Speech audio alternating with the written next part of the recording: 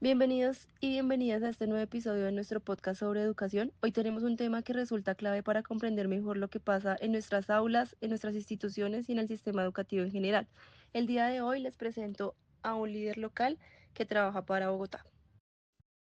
Buenas noches, mi nombre es Miguel Ángel Galindo Rodríguez, soy abogado, politólogo, especialista en Derecho Administrativo y magíster en Alta Dirección y Gestión Pública. Súper. En base a esto te tengo una pregunta. ¿Cuáles son los tres principales elementos que expresan la tensión entre el enfoque neoliberal y del derecho a la educación en la política educativa en Colombia, específicamente en Bogotá, y cuáles son sus efectos en el sistema educativo?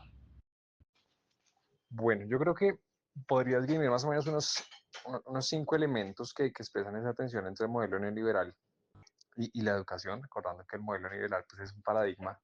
Vamos, es el paradigma actual también que va acompañado con la globalización, ¿cierto? Y que prima, digamos, unas lógicas mercantiles sobre otros ámbitos pues, de la vida diaria, política, económica, social, incluso que mercantiliza la vida misma.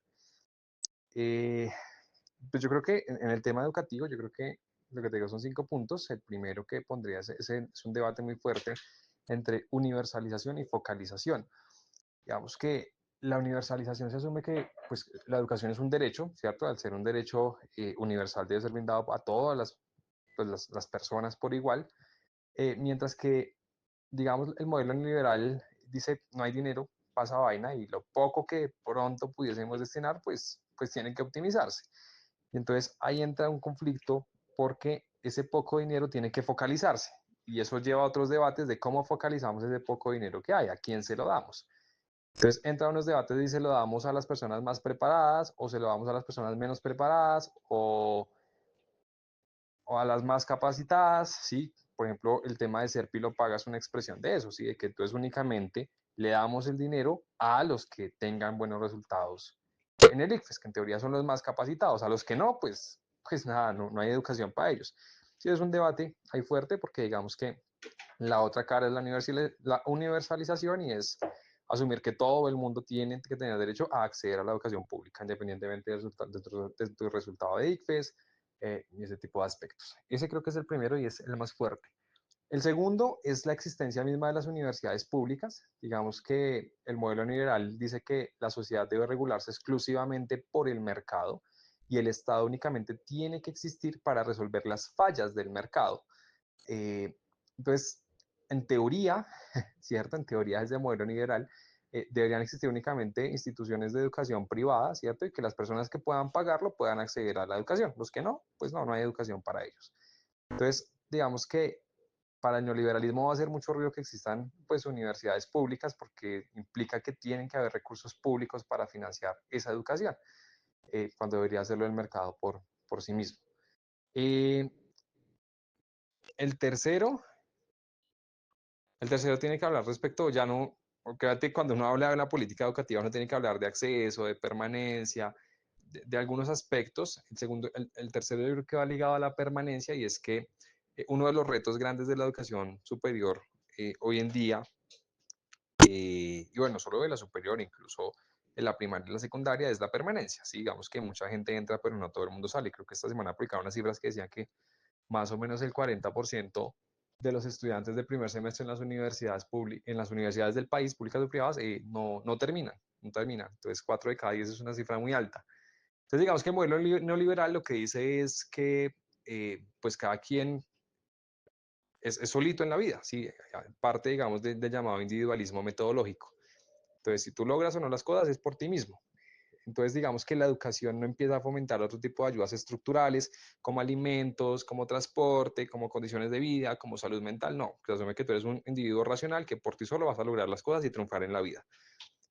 Mientras que, digamos, otras posturas que son, digamos, opuestas al modelo neoliberal, asume lo otro. Dice, somos seres que vivimos en comunidad y obviamente para poder garantizar la permanencia de la educación digamos, un egreso exitoso, se requiere no solamente que el estudiante por sí solo vaya y estudie ya, sino que se requiere condiciones materiales de vida. Entonces, digamos que hay una política educativa que no se esfuerza solo por dar clases y ya, sino que se esfuerza por garantizar las condiciones o facilitarlas, como la alimentación en las universidades o en los colegios, como estos sistemas de transporte, incluso ayudas a las familias, subsidios, ese tipo de aspectos.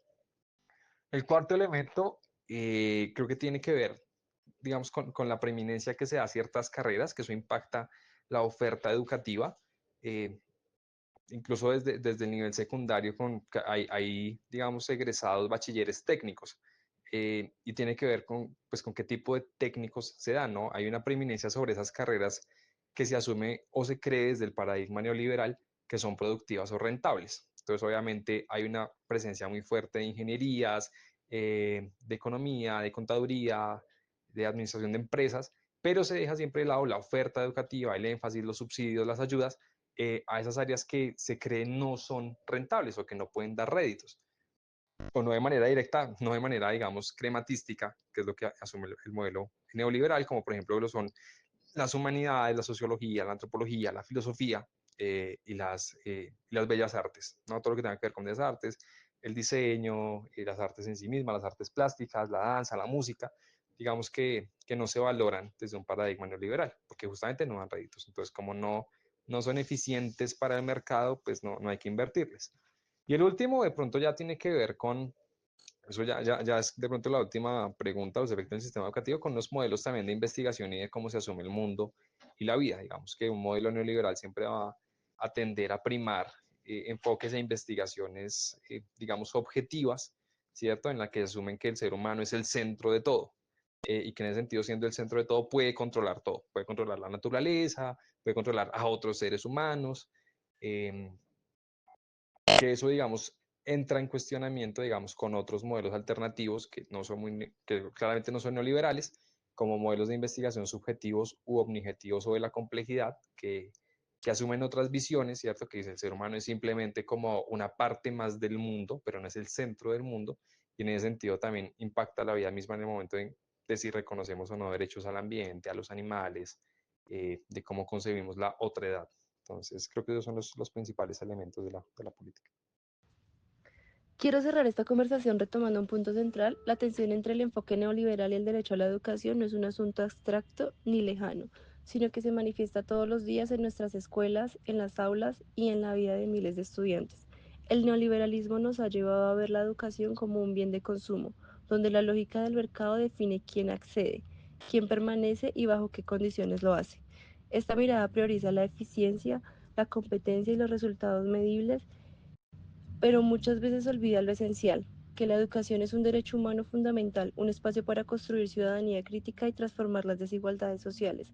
Frente a esto, defender la educación como derecho no significa oponerse al cambio o a la calidad, significa recordar que ningún modelo educativo será justo si deja a alguien atrás. Significa reconocer que el Estado tiene la obligación indelegable de garantizar acceso, permanencia y condiciones dignas para que aprender no dependa del estrato social o del lugar de nacimiento. Hoy más que nunca necesitamos un sistema educativo que piense en la equidad, que valore la diversidad y que forme personas capaces de participar activamente en la construcción de sociedades más justas. La pregunta que queda abierta para cada uno de nosotros es: ¿qué papel estamos dispuestos a asumir en esta defensa? Porque la educación no solo prepara para el futuro, la educación es en sí misma el presente que define la dignidad de nuestros pueblos. Muchas gracias por acompañarnos en este episodio.